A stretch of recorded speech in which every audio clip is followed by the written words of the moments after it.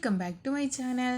നമുക്ക് നമ്മുടെ സ്റ്റഡി റൂമിൽ സ്റ്റഡി ടേബിളിൽ നമുക്ക് കാലണ്ടർ ഉണ്ടാക്കി വെക്കാം.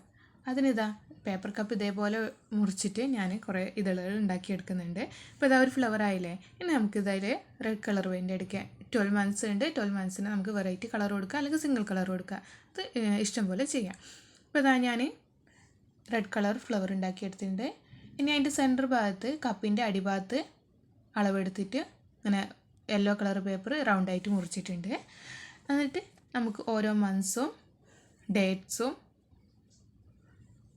എല്ലാം ഇതേപോലെ ഒന്ന് എഴുതി കൊടുക്കുക.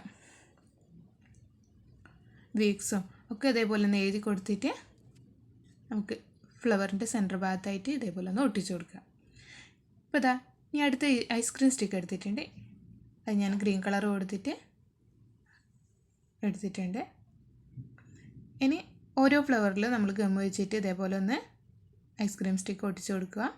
ഇപ്പോൾ ഇതാ എല്ലാ ഫ്ലവറും 12 ഫ്ലവറും റെഡി ആയിട്ടുണ്ട്. ഇനി ഇതാ നമ്മൾ പേപ്പർ കപ്പ് തന്നെ ബ്ലാക്ക് കളർ പെയിൻറ്റ് കൊടുത്തിട്ട് എടുത്തിട്ടുണ്ട്. ഇത് ഓരോ മന്ത്സും നമുക്ക് ഇതേപോലെ ഫ്ലവേഴ്സ് ഇങ്ങനെ പേപ്പർ കപ്പിലാക്കിയിട്ട് ഇതേപോലെ ഒന്ന് അറേഞ്ച് ചെയ്ത് കൊടുക്കാം. എന്നിട്ട് നമ്മൾ സ്റ്റഡി ടേബിളിൻ്റെ കോർണറിലോ സൈഡ് ഭാഗത്തോ സെൻറ്ററിലൊക്കെ ആയിട്ട് നമുക്ക് ഭംഗിയായിട്ട് വെക്കാവുന്നതാണ്.